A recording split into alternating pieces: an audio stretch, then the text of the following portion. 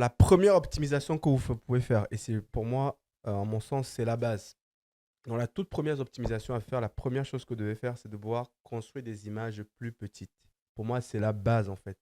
Le vrai coupable de la lenteur du démarrage de vos pods sur Kubernetes, c'est souvent la lenteur de vos containers en fait.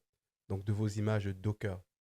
Parfois, je vois des gens qui vont déployer des applications, qui vont créer, builder leurs images Docker.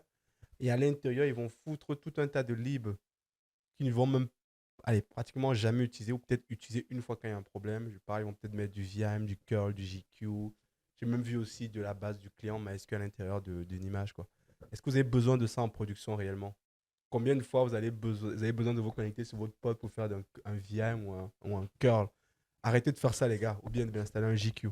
On se dit toujours qu'on aura besoin, mais en fait, dans la vraie vie, si vous regardez le pourcentage du temps, vous aurez vraiment besoin de vous connecter sur le pod pour faire ça et l'usage réel de votre pod, vous allez voir que c'est ridicule en fait. Donc, ne faites pas ça.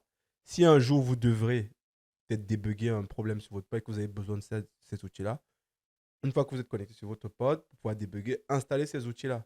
Et une fois que vous avez fini, ben, en fait, le pod va se détruire, il va partir et tout ça. Mais arrêtez d'installer vos pods avec plein d'outils qui ne vous servent à rien en fait. Voilà.